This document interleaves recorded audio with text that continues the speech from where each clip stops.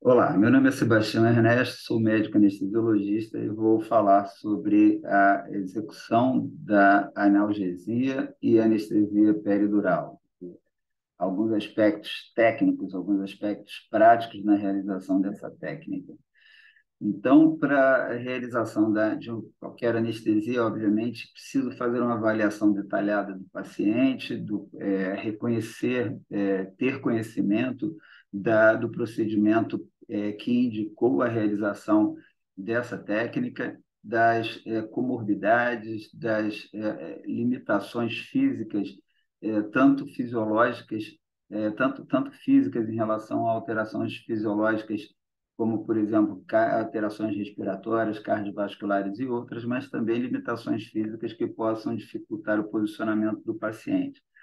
A utilização de medicações que eventualmente possam contraindicar a técnica, é preciso, então, ter uma avaliação detalhada da, da história do paciente, da sua situação atual e das nuances que envolvem a realização histórica naquele momento da peridural naquele paciente específico. O que, de onde ele vem, se vem da UTI, se vem do quarto, qual a indicação da realização da técnica, se é uma indicação cirúrgica, se é uma indicação de tratamento de dor aguda ou crônica, e para onde ele vai, qual a medicação ele vai receber. É preciso que tenha um lapso de tempo para retorno de medicações que envolvem alteração do perfil de coagulação do paciente, por exemplo, e assim, então, essa avaliação nos dá respaldo para a realização ou não da técnica e para a adaptação da técnica àquela situação específica. Após a avaliação pré-anestésica do paciente, é importante que se explique para ele todas as nuances envolvidas, todas as variáveis que vão ser consideradas para a aceitação ou não da realização da técnica nele e explicar os riscos, benefícios, alternativas e obter dele o consentimento informado, documento que respalda e nos oferece segurança jurídica para que demonstremos que essa tomada de decisão foi feita de maneira conjunta e com aceitação do paciente, obviamente, salvo em situações de emergência, onde muitas vezes não temos a possibilidade de solicitar, por falta de tempo, devido à situação emergencial, ou falta de condições neuropsiquiátricas do paciente, sem a presença de alguém responsável e idôneo e capaz de auxiliar nessa tomada de decisão, situações bastante ímpares, bastante incomuns, que muitas vezes nos fazem donos da decisão de maneira mais ou menos individualizada por nós, né? Uma decisão tomada por nós sem a possibilidade de envolvimento do paciente ou de responsáveis. O preparo do paciente é fundamental, a monitorização do paciente, a busca de um acesso venoso seguro, buscar de todas as formas oferecer segurança a esse paciente, sempre com um passo à frente de todas as possibilidades de complicações ou intercorrências, preparando medicação para tratamento de alterações de pressão para baixo, para cima, de frequência cardíaca, de outras alterações possíveis envolvendo, por exemplo, o aparelho, o sistema respiratório do paciente. Então, temos que ter assegurado a ele a fonte de oxigênio, material para ventilação submáscara, tubo, laringoscópio, etc. Todo esse equipamento de resgate, tanto da função ventilatória quanto da função hemodinâmica, é obrigação nossa, é importante que já esteja disponível para utilização no caso de intercorrências. A comunicação com a equipe cirúrgica, caso a técnica esteja sendo realizada com o objetivo de possibilitar um procedimento cirúrgico qualquer, para avaliar, confirmar com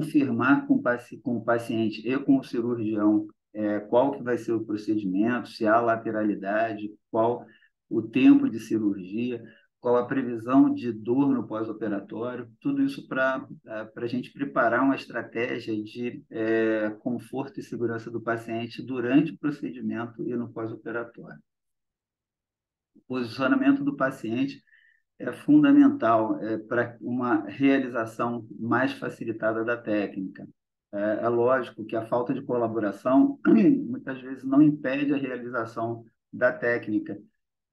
E quando digo falta de colaboração, nem sempre é por falta de vontade do paciente, mas às vezes por impossibilidade, por alteração neuropsiquiátrica, por alteração de alterações anatômicas que levam a uma anatomia especialmente difícil de realização, como cifoescoliose, que muitas vezes até oferecem uma contraindicação relativa ao procedimento. Mas, na medida do possível, o posicionamento do paciente simétrico, seja sentado ou deitado, em decúbito lateral esquerdo, preferencialmente, principalmente para os destros, que oferece uma logística de utilização da mão direita, angulando a agulha no sentido da angulação dos processos espinhosos, então facilita a realização do procedimento. Quanto mais inclinado o paciente, como pode ser visto nessa figura, principalmente o paciente sentado, aqui observamos à esquerda uma figura retirada da Associação de Anestesia Regional de Nova York, perdão, da Sociedade de Anestesia Regional de Nova York, o posicionamento do paciente sentado. Estando esse paciente sedado ou não, é muito importante que haja um profissional apoiando o paciente, dando segurança a ele. Muitas vezes o paciente muito nervoso, sente vertigem, pode cair, pode se machucar. Então, alguém que vai oferecer apoio para dar segurança para o paciente e para orientar o paciente, na medida do possível, o melhor posicionamento, um posicionamento simétrico, com o queixo do paciente indo em direção ao tórax. Quanto mais houver essa inclinação para frente, essa formação em arco da coluna do paciente, mais facilmente vai ser realizado o procedimento. É possível ver aqui à direita os dois posicionamentos da coluna do paciente. Quando o paciente não está fletido, ele não apresenta aqui em extensão, ele não apresenta uma boa abertura do local de passagem da agulha para a realização do procedimento. Então, se o paciente se apresenta ereto, os corpos vertebrais se afastam um do outro e os processos espinhais, supraespinhosos, perdão, os processos espinhosos se aproximam um do outro e diminui o espaço de introdução da agulha, tanto de raque quanto de peridural. E à medida que esse paciente ele flete para frente, ele apresenta aquela flexão anterior, os corpos vertebrais se aproximam e os processos espinhosos se afastam, aumentando a amplitude da, da abertura do espaço entre os processos espinhosos, o que facilita a introdução da agulha. A posição simétrica, como falei anteriormente, também faz com que haja uma melhor localização da coluna e dos processos espinhosos. Pacientes muito obesos, às vezes, oferecem dificuldade para a localização e manter o paciente em posição assimétrica facilita um pouco o manuseio, a palpação da região onde vai ser aplicada a anestesia peridural. Lembrando que, diferente da anestesia raquidiana, onde evitamos sempre punções acima de L2, a anestesia peridural pode ser realizada em qualquer dos espaços interespinhosos, desde a região torácica lombar. Alguns defendem até a utilização da peridural a nível de coluna cervical, mas a localização da punção deve ser sempre o mais próximo possível do procedimento que vai ser realizado ou do foco de dor do paciente, para que haja um bom efeito da técnica com utilização de menor quantidade de anestésico local, evitando assim efeitos colaterais importantes ou o efeito de uma anestesia mais estendida desnecessariamente nesses pacientes. A localização do local onde vai ser realizada a punção é feita a partir de algumas referências. Lembramos que a ponta do omoplata fica mais ou menos a nível de T7, a região, a linha imaginária localizada entre as duas cristas ilíacas vai localizar a linha de Touffier, e, em geral, em 60% dos pacientes está a nível de L4, L5, 60% por cento está ali um pouco menos frequente a nível de L4, menos frequente ainda a níveis diferentes disso. Então, provavelmente, num paciente mais magro, com facilidade de palpação, sem muito panículo adiposo, a localização da linha de Touffier vai estar ali, ou entre L4 e L5, ou passando sobre o processo espinhoso de L4. Isso facilita a localização de um espaço e a partir desse espaço contamos quantas vértebras acima ou abaixo, quantos processos espinhosos acima ou abaixo vamos escolher para a realização da anestesia peridural. O posicionamento do paciente, então, deve ser simétrico. Alguns conseguem utilizar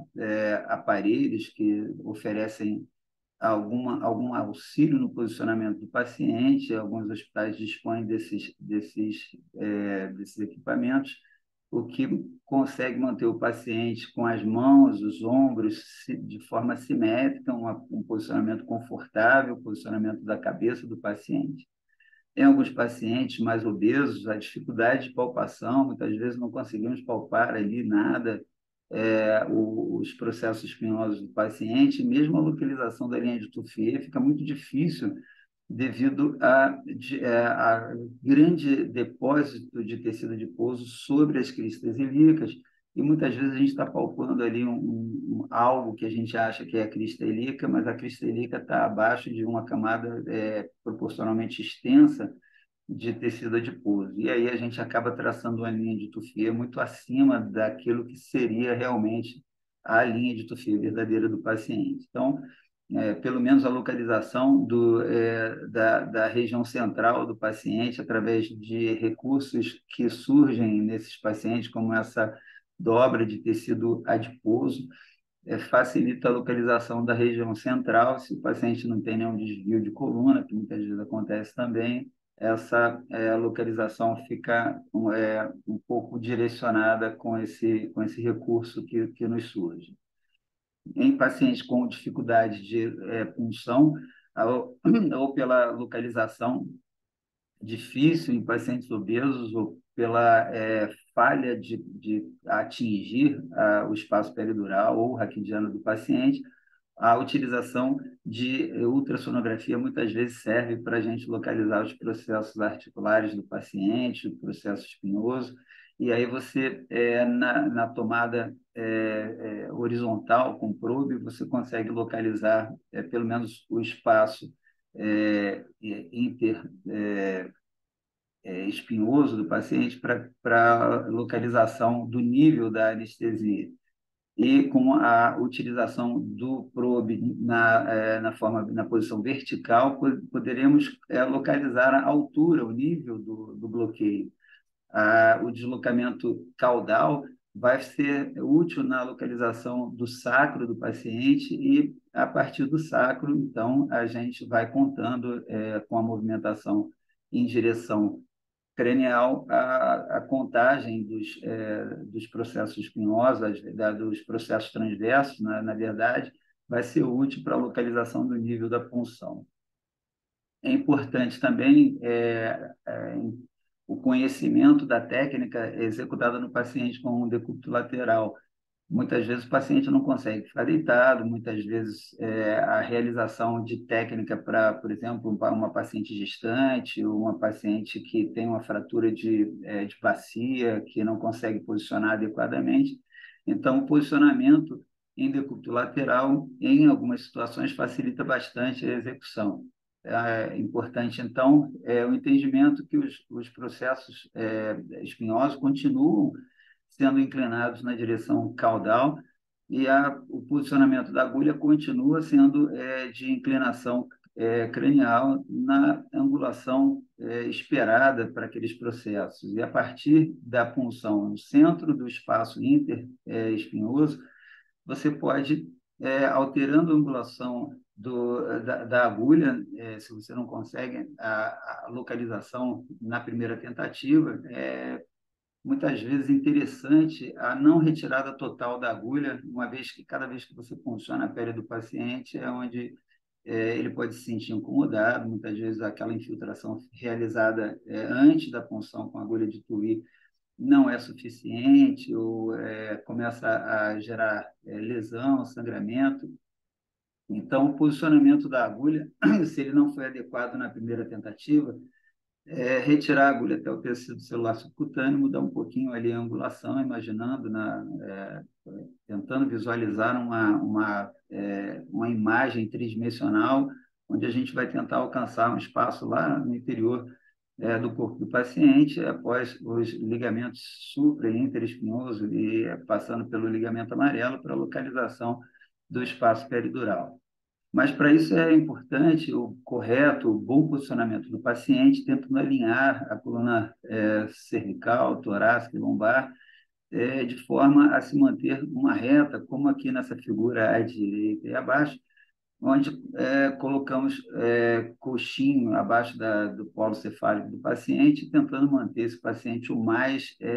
alinhado possível para facilitar a localização dos processos espinhosos. Esse paciente com esse ombro jogado lá para frente, muitas vezes dificulta um pouco. Então, é, colocar os dois ombros alinhados no mesmo plano vertical, a flexão dos joelhos e a localização do queixo do paciente próximo ao tórax facilita muito a abertura do espaço, afastando, como mostrado anteriormente, na posição sentada, aqui também vai ser útil na abertura, na maior amplitude do espaço interespinhoso para a localização do espaço peridural durante a punção. Pacientes que têm o quadril muito largo, é importante que se utilizem recursos para manter essa região do quadril um pouco mais baixa, para tentar alinhar isso aqui, para não deixar a coluna do paciente muito desalinhada, como nesse exemplo aqui, que fatalmente pode prejudicar a realização da técnica. E lembrando também que quando esse paciente, após a realização da técnica, seja sentado ou deitado, quando o paciente virar na posição de decúbito dorsal horizontal, vai haver o efeito das curvas da coluna, onde a região torácica vai ter uma região muito mais dependente, que fica entre T5 e T7, enquanto as regiões menos dependentes são as regiões lombares, principalmente entre L2 e L4. As substâncias administradas a nível de região lombar vão tender a uma dispersão cranial devido a esse posicionamento, essa anatomia da coluna vertebral, como todos sabemos, que tem influência na peridural pelo deslocamento aqui da substância devido à ação da gravidade, mas que também na anestesia raquidiana tem alguma interferência, principalmente quando utilizamos anestésicos hipobáricos ou hiperbáricos. Os hiperbáricos sempre tendendo à deposição em regiões mais dependentes e os hipobáricos tendendo à localização preferencial, ao acúmulo preferencial em regiões menos dependentes. E as isobáricas sendo localizadas nas regiões próximas à administração, sem sofrer grande interferência da gravidade, devido à semelhança de densidade que tem com o líquido. Mas em relação à peridural, o efeito é simplesmente devido ao escoamento da droga para regiões mais dependentes pelo efeito da gravidade, e aquele volume vai ser tão mais direcionado quanto maior for a dose e maior for a inclinação do paciente, né? Se o paciente está em Trendelenburg, vai ter uma facilidade de dispersão em região cranial, e se ele tiver em posição de céfalo, aclive, essa dispersão vai ser minimizada. Muito importante também o cuidado de antisepsia, passar na região. Aqui o diapositivo mostra a utilização de polvidine com iodo, né? O iodo demonstrando ali toda a região que foi submetida à ação do agente desgermante, do agente antisséptico, para que evite-se infecção. Uma crítica a essa imagem, eu normalmente faço uma antisepsia muito mais ampla para me permitir a palpação segura dos flancos do paciente para a localização da linha de Tuffier. Eu acho que a antisepsia ela não pode ser econômica nunca. Quanto mais lá para frente a gente atingir isso aqui, menos risco a gente tem de contaminar a luva em regiões onde não foram realizadas onde não foi realizado um preparo adequado. Então, a utilização de antisepsia, com o uso de antissépticos, e de asepsia, colocando os campos, como está demonstrado aqui à direita, faz com que a gente evite o máximo. Obviamente, aqui nessa figura ele colocou os campos e agora está fazendo antisepsia, o que não é o adequado. Normalmente a gente prepara todo o campo com um antisséptico e depois delimita a região protegida com os campos, ou seja, primeiro a antissepsia e depois a asepsia para manter a região asséptica após a antissepsia. Essa é a sequência lógica da execução da técnica. E aqui a demonstração dos diversos tipos de punção: a punção mediana, a punção paramediana e uma punção de Taylor, que é a punção que se realiza entre a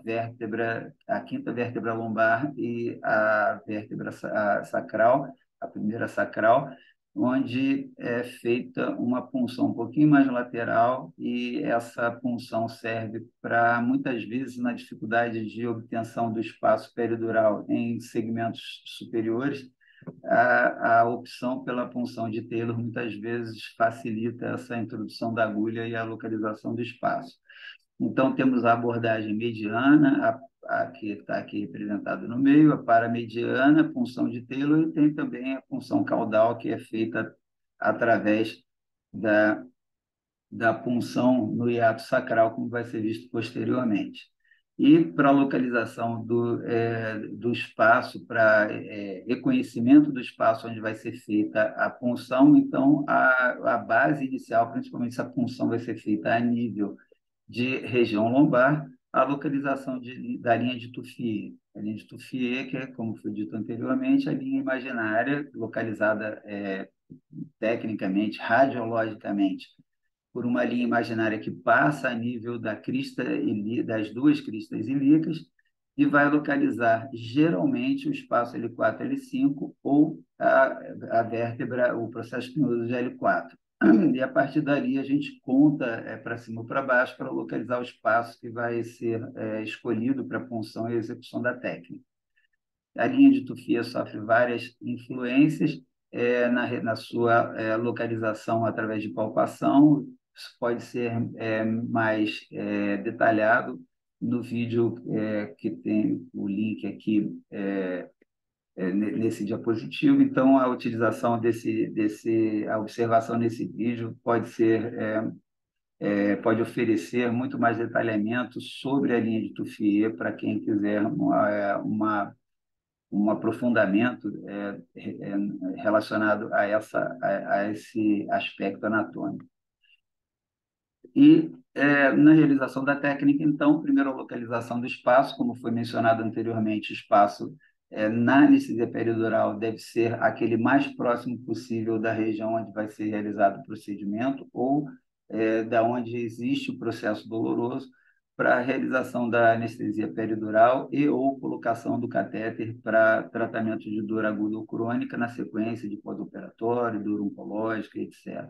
Então, a seleção do espaço é muito importante em relação a isso para que a gente consiga o mesmo resultado com volumes não maiores de agente anestésico local.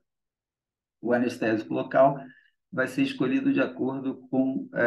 o objetivo da realização da técnica. Se é um procedimento cirúrgico que demanda um pouco mais de pressa, a latência encurtada deve indicar agentes anestésicos com uma latência menor, como, por exemplo, a lidocaína, que, como foi dito no vídeo anterior sobre farmacologia, é um agente anestésico de uma potência menor. E, por ser de potência menor, utilizamos concentrações maiores.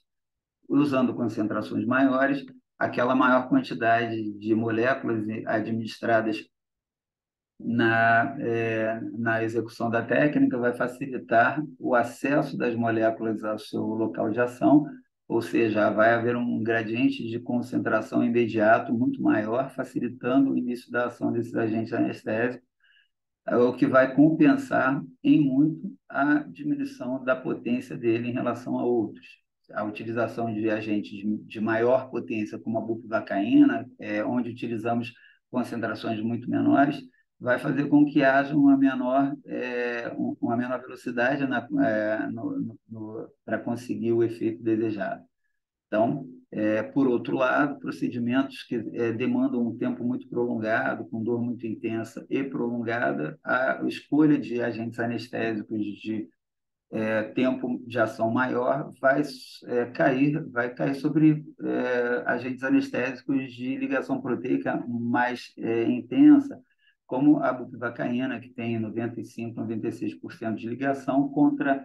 a lidocaína, que tem uma ligação proteica de 64%, que vai fazer com que o seu tempo de ação seja muito mais curto. Então, a escolha do anestésico local